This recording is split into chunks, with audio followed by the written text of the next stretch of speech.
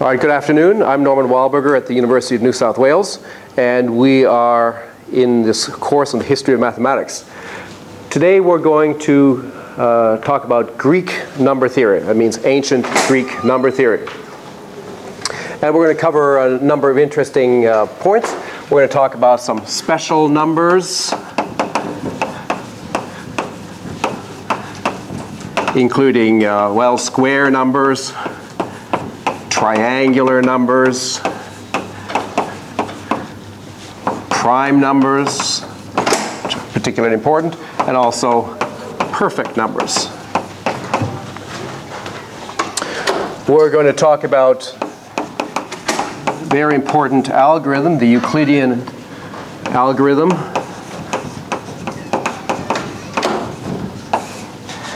for greatest common divisors.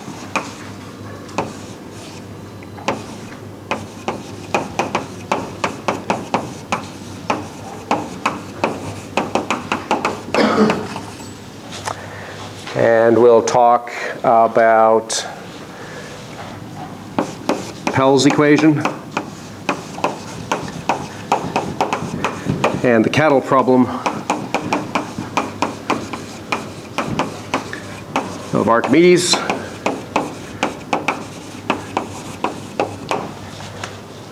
And maybe I'll say a little bit about continued fractions also.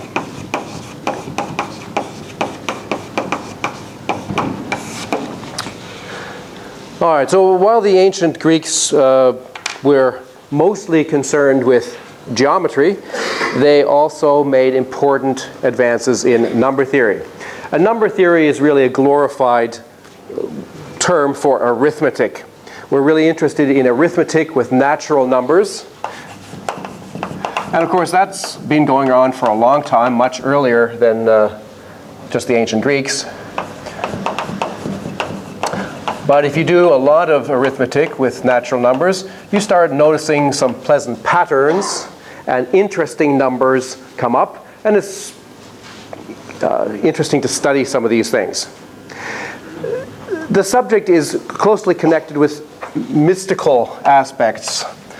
Numbers have often had a almost religious or mystical effect on people. Certain numbers are lucky, certain numbers are unlucky, and so on. And so some of the early work no doubt had a kind of a mystical overlap.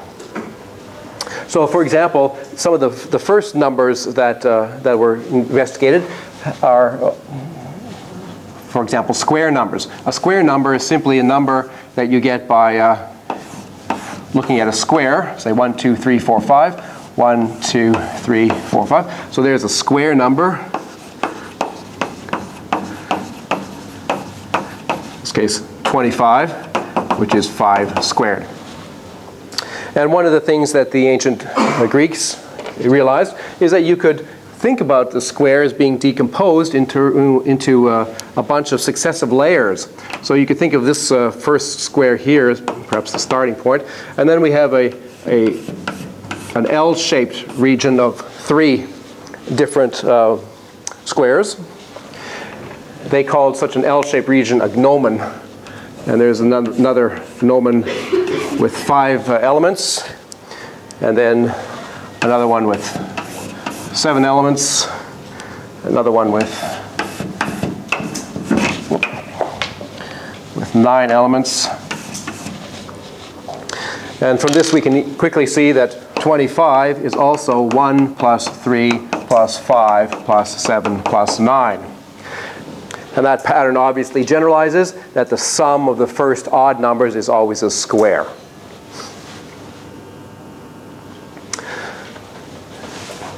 Other numbers that were related to geometry they were interested in. So another kind of number is a triangular number.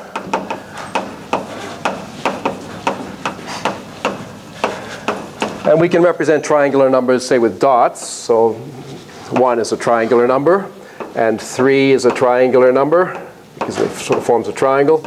And then we could have 3 on base, and then 2, and then 1. So that would be a 6. That's a triangular number.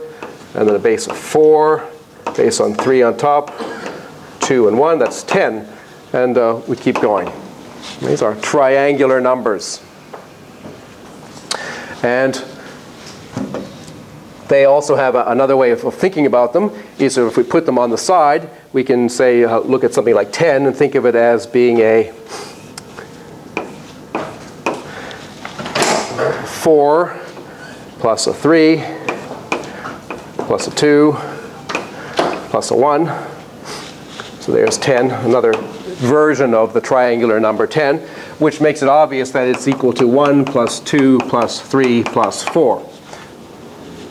So the triangular numbers are the numbers which you get by summing up the first n numbers.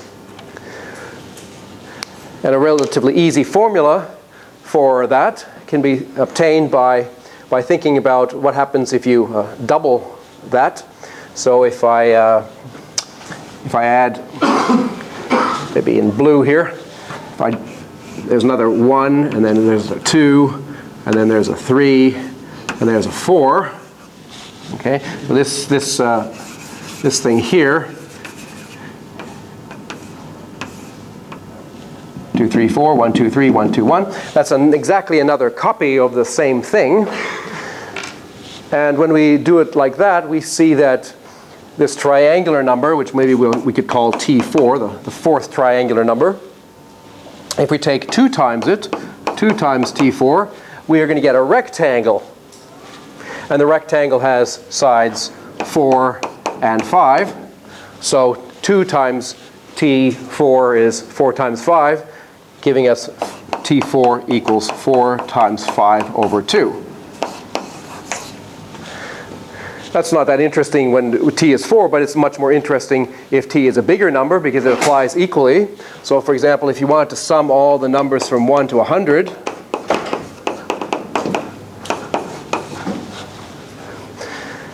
you recognize, well, that's just a triangular number. It's the same kind of picture, except that it's much bigger. And exactly the same reasoning will tell us that T of 100 is going to be equal to the area of a rectangle of sides 100 times 101 divided by 2. And that's equal to 5,050. That's a computation. I think a story goes that Gauss may have done that in his head when he was a young lad in some classroom, and impressed his teacher that he was able to just sort of figure out how to do it without actually having to add up all the numbers. So that's an important formula for triangular numbers. Of course, the general formula is that T of n equals n times n plus 1 over 2. And those numbers are quite important in mathematics. But they still have something of a recreational aspect to them. Much more important for the history of mathematics are the prime numbers. So the prime numbers are those natural numbers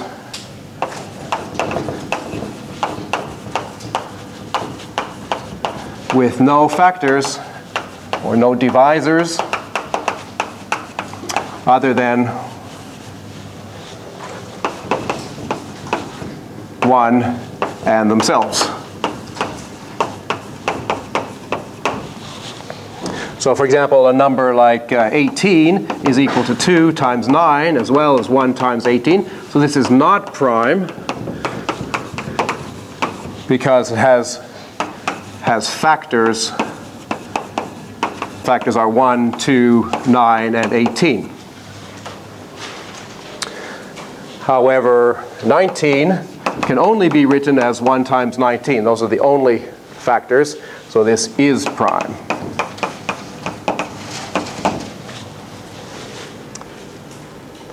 And the list of primes is both intriguing and somewhat regular, but also somewhat irregular.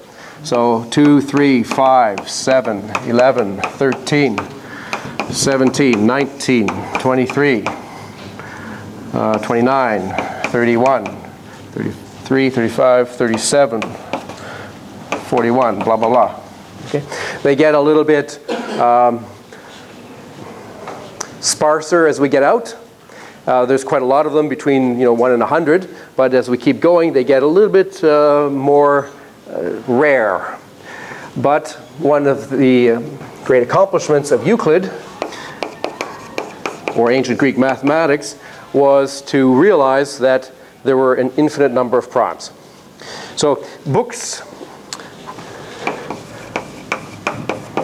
7 to 9 of the Elements were concerned with number theory. Books 1 to 6 was more or less geometry, and books 7 to 9 was number theory. And by the way, here's another edition of Euclid's Elements. This is also a famous edition. It's a 3-volume set published by Dover, so it's relatively cheap. And it's got an introduction and commentary, very valuable commentary by Sir Thomas Heath, who was a great Greek scholar and has lots of interesting things to say about it. He interprets all the theorems and gives historical background. Very, very, very beautiful. So I can state a very important theorem that the ancient Greeks realized about prime numbers. The main fact about one of the main facts about prime numbers, probably not the main fact.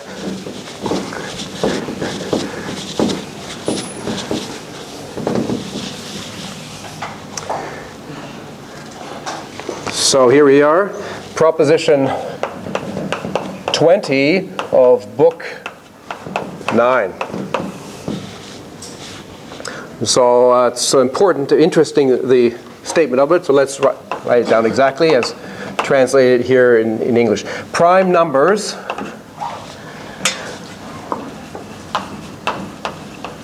are more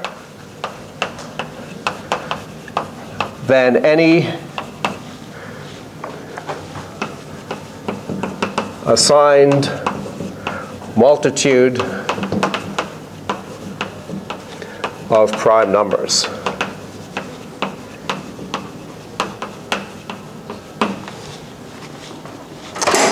Prime numbers are more than any assigned multitude of prime numbers. What does Euclid mean by this?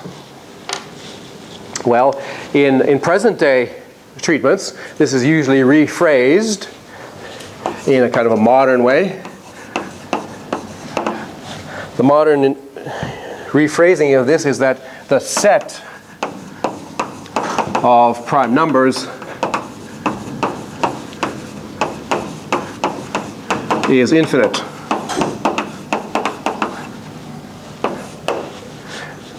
That would have jarred with the ancient Greeks because they did not like to think in terms of infinite sets. They would rather have said, or the sequence of prime numbers does not stop. It keeps going. So this sequence here does not stop. It's not the case that there is some biggest prime number and that after that they're all composite. This list keeps on going and going and going and going. And the Greeks like to think of infinity as sort of, just keeping on going beyond the view. Keep going, we never get to the end. And his proof is elegant and clever. And what is the proof? Well, suppose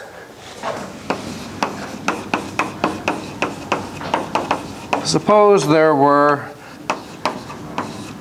only a finite number of primes. Let's say P1, P2, up to Pn for some n.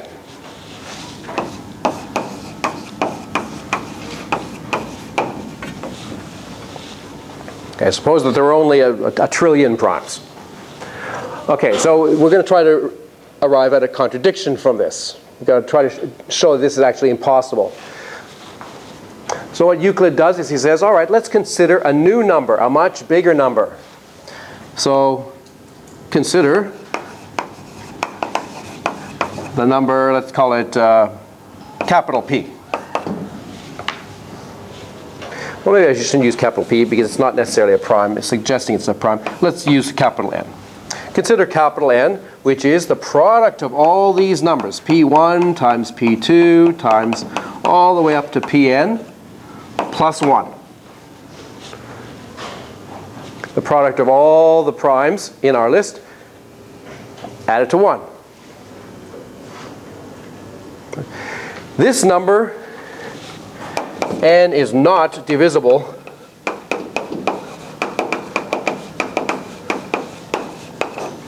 by any prime P. I. Any of our primes, it's not divisible by that prime. Because if you divide it by Pk, you're going to get a remainder of 1. It's 1 more than a multiple, so if you divide it by that thing, you're going to get a remainder of 1. It means it doesn't divide. So if you look at the factors of this thing,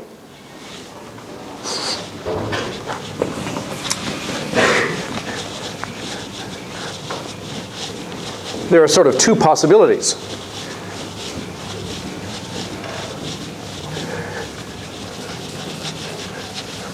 So what are the factors? What are the possible factors?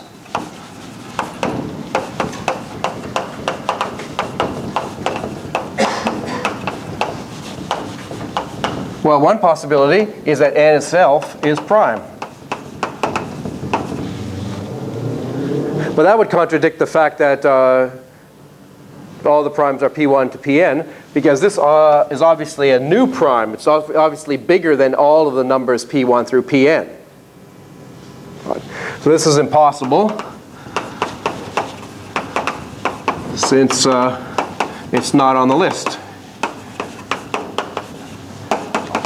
We're assuming we've got primes P1 through Pn.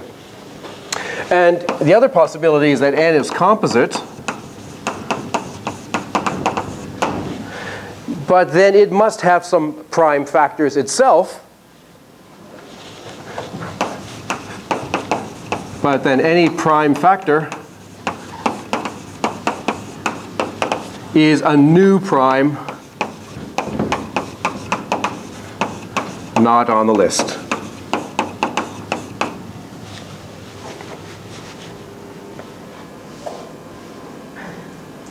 So either way, we get some new primes. Either N itself is a new prime, or one of its factors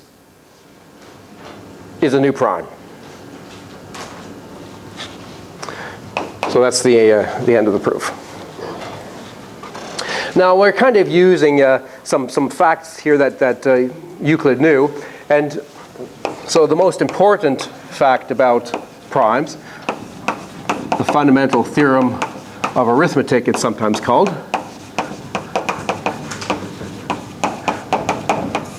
Well, this also goes back to Euclid, is that every natural number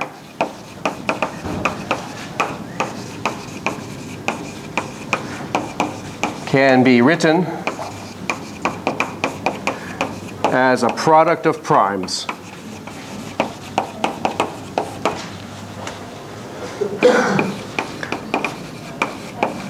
In essentially one way.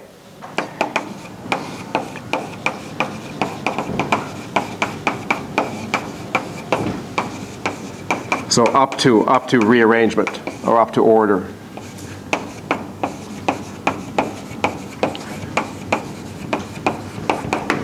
Okay, this is a very important fact about numbers. Every number can be written as a product of primes. So for example, 612. Okay, if I look for factors, well, it's obviously even, so it's going to have 2 as a factor, so I could divide by 2 and I get 306. Okay, that's still even, so I could still, I could now write it as, okay, 2 times 2 times, divide this thing is 153.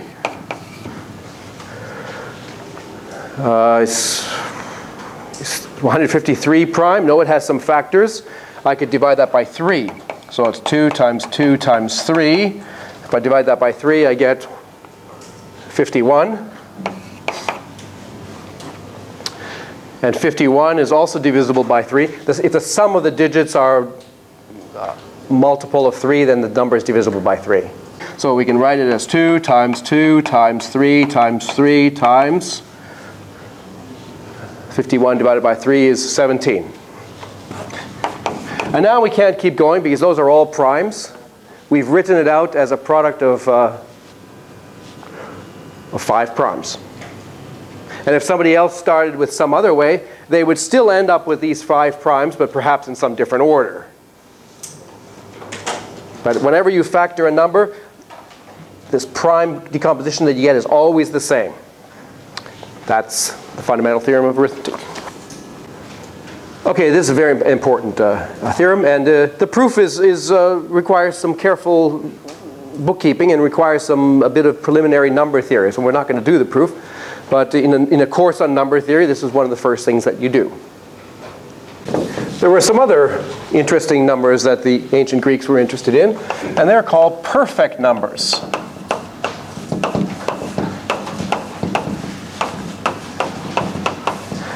What is a perfect number? Well, it's a number that you get by looking at all the divisors. So suppose we take a number like 12 and we consider all its divisors. So these are just numbers that divide 12. So they are 1, 2, 3, 4, 6, and 12 itself. Okay. While a number like 7 would have divisors 1 and 7. A number like 6 has divisors 1, 2, 3, and 6. A number like 28 has divisors 1, 2, 4, 7, 14, 28. Now there's something special about 6 and 28. They are perfect numbers, according to the ancient Greeks. Why? So a perfect number is one where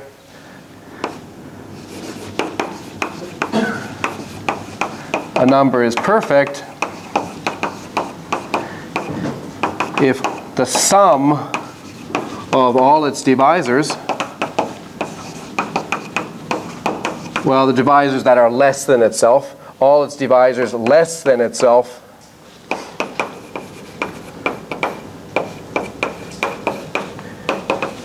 is the number itself. So 6, 1 plus 2 plus 3, all the divisors which are actually less than 6, that equals 6. And 1 plus 2 plus 4 plus 7 plus 11 is 22. Oh, where's 14, not 11? 14. 1 plus 2 plus 4 plus 7 plus 14 is 21, 25, 27, 28. Those are perfect numbers. While 12 would not be a perfect number because 1 plus 2 plus 3 plus 4 plus 6 is 10, is 16. That's not equal to 12. That's not a perfect number. And 7 is not a perfect number because 1 is not equal to 7.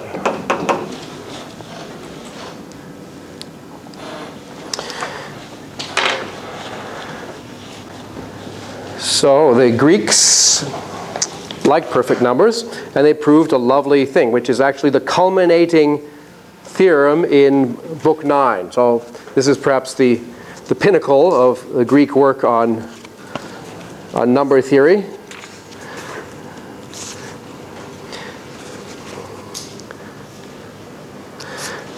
So it's proposition 36 in Book 9. And okay, it's a little bit long, but so let me state it. I'll read it. If as many numbers as we please, beginning from an unit, be set out continuously in double proportion until the sum of all becomes prime, and if the sum multiplied into the last makes some number, the product will be perfect. Okay, if as many numbers as we please, beginning from a unit, be set out continuously in double proportion until the sum of all becomes prime, and if the sum multiplied into the last makes some number, the product will be perfect. What's he saying? He's saying in modern notation, he's saying if you start off with 1 and you double it and double it again and double it again, okay, and keep going till maybe I'll write it as 2 to the n minus 1.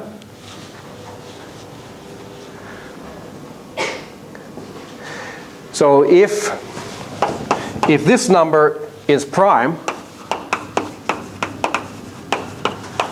then the product of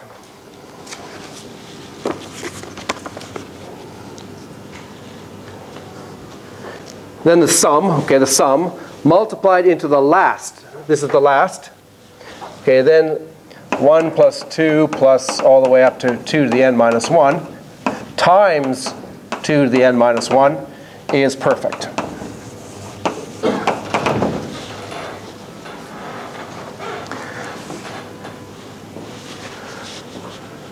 Okay, so let's have a look. So for example,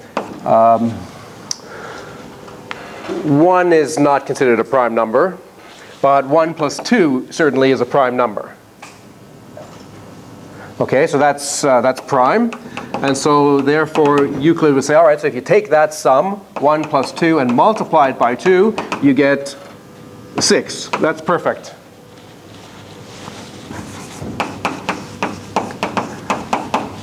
Okay, what's another example? How about 1 plus 2 plus 4? Is that prime? Yes, it is. So that's prime. So if you take 1 plus 2 plus 4 and multiply it by 4, you get 28. That's perfect. How about 1 plus 2 plus 4 plus 8? That's 15. That's not prime. That's not going to work. But the next one is 31. That is prime. So 31, the sum, 1 plus 2 plus 4 plus 8 plus 16 times 16, which is, what is it?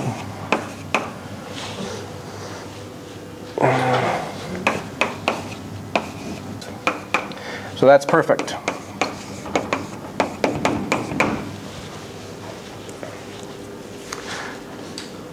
Well, you might say, well, wait a minute, didn't the ancient Greeks know about a geometric progression? This is a geometric progression. Right, we know how to sum that. What is 1 plus 2 plus 2 squared plus 2 cubed all the way up to 2 to the n minus 1?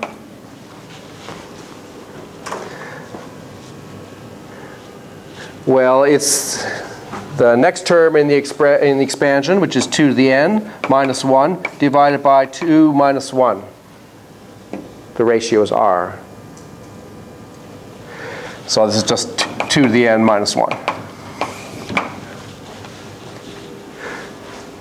So this number that's appearing here, we could rewrite it more efficiently as 2 to the n minus 1 times 2 to the n minus 1.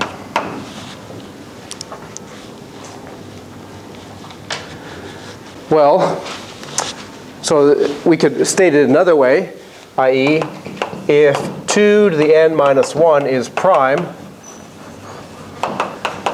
then 2 to the n minus 1 times 2 to the n minus 1 is perfect. That's just a restatement of Euclid's theorem. So what numbers of the form 2 to the n minus 1 are prime? Well, that's an interesting question. And those primes are particularly interesting, and they're called Mersenne primes.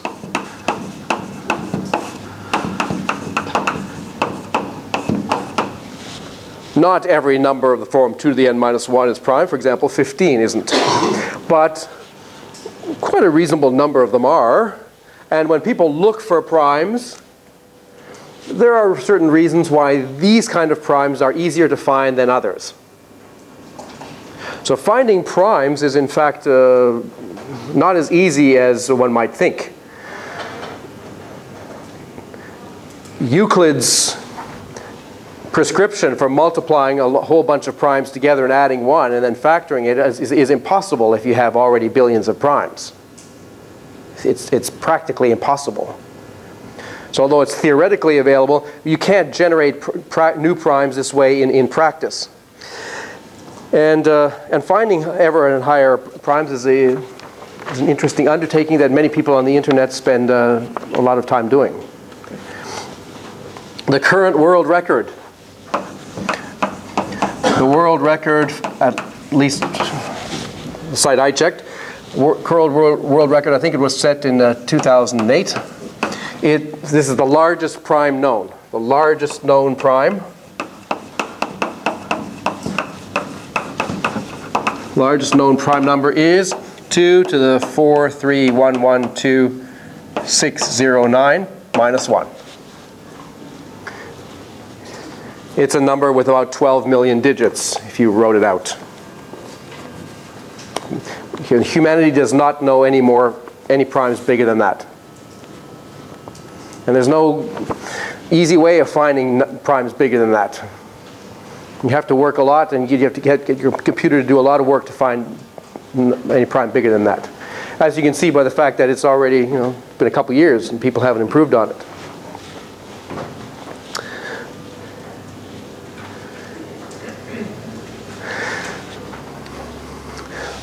This kind of number theory was, for many centuries, considered a sort of a frivolous entertainment and only a sort of abstract game for mathematical types.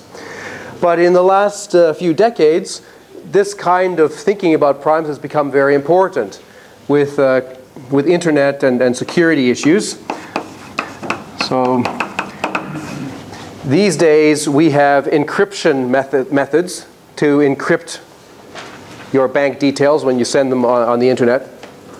And these bank details are encrypted by some number theory that rely often crucially on prime numbers. Okay. And so one property of prime numbers that's kind of crucial here is that using primes, you can find out a fact that nobody else can find.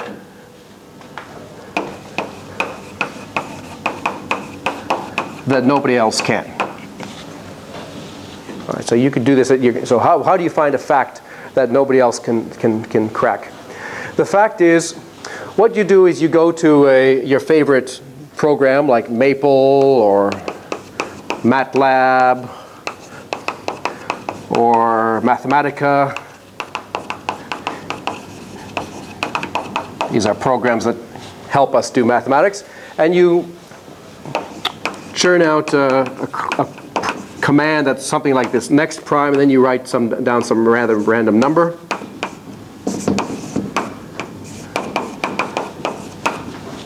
Okay, so if I type that into Maple and click it, then within half a second later, it will tell me what the next prime is after that.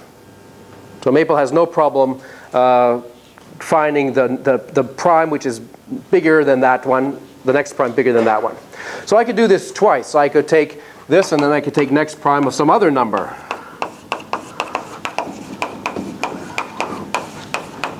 Okay, so now I've got two primes, P1 and P2. And now I multiply those two numbers together and I offer $1 million reward for anybody who can factor that number. And if I've chosen these numbers reasonably big, then you're not going to be able to factor that number, even if I advertise it. I'm going to be the only one, or you're going to be the only one, who knows what the factors are. They happen to be P1 and P2, which you've written down on a piece of paper. But nobody else can figure that out, even if they work hard and use all kinds of computing power. And it's that fact that there's something that you can know that nobody else can know that is the key to encryption. That you can exploit that to send secret messages and to decode them. So prime numbers are, in fact, quite important these days, and worrying about big numbers, worrying about big primes, worrying about factorization, it's something that security analysts and military types are very interested in. And now I want to tell you about a very important Euclidean algorithm.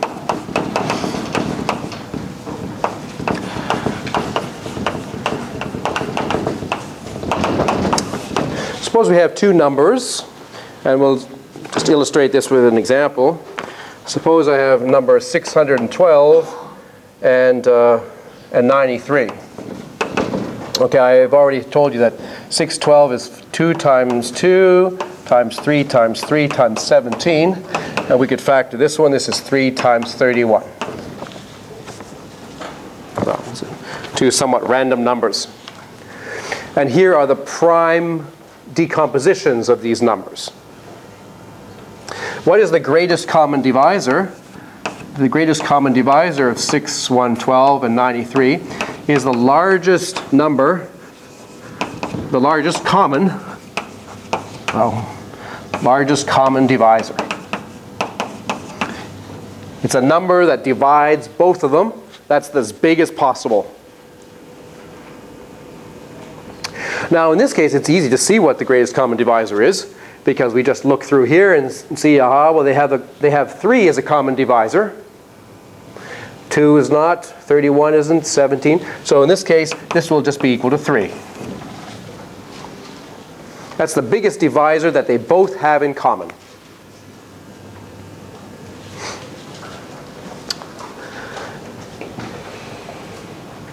But suppose I asked you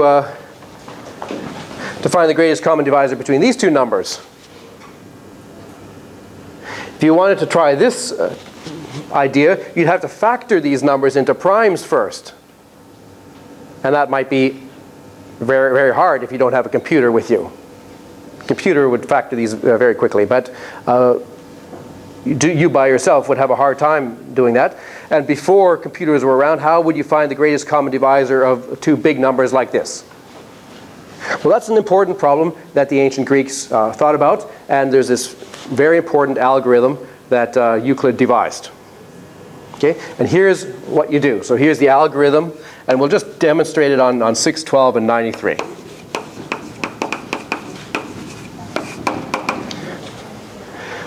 So it's one of the first cases of an algorithm, of a sequential step that actually accomplishes something in a very logical, systematic way. We take the biggest number and we divide it by the smaller number. Okay, so you divide it and you're going to get a remainder. So 612 is equal to 6 times 93 plus a remainder of 54.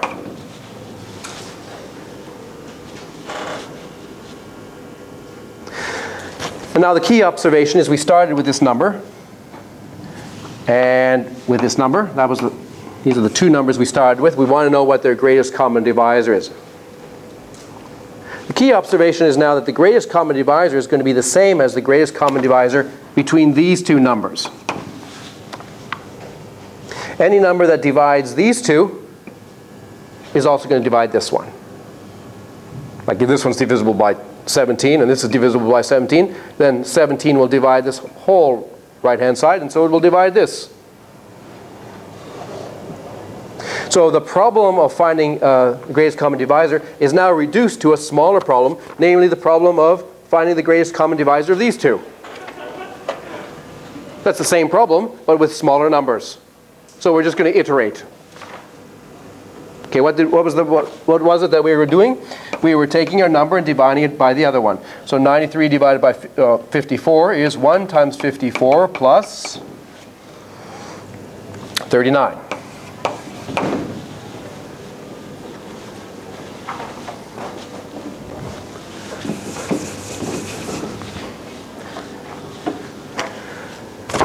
Okay, now the greatest common divisor between 93 and 54 is the same as the greatest common divisor between these two. Same argument. So we repeat. We divide 54 by 39. We get 1 times 39 plus a remainder of 15. And then we divide 39 by 15. 2 times 15 plus a remainder of 9. And then 15 is 1 times 9 plus a remainder of 6.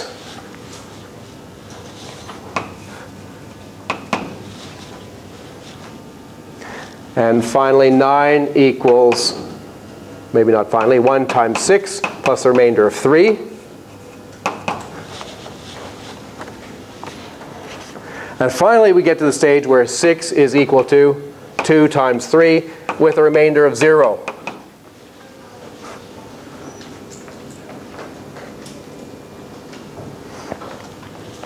So the greatest common divisor between 6 and 3 at this stage is 3, because 6 is a multiple of 3. Once you have a remainder, it means that one is a multiple of the other. And so the smaller number is the greatest common divisor. So this last remainder that we got, that is the greatest common divisor.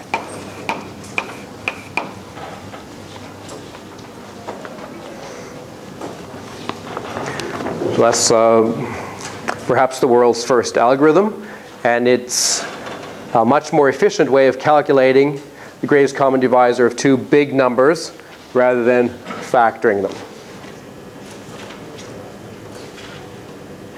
All right, we'll take a break there.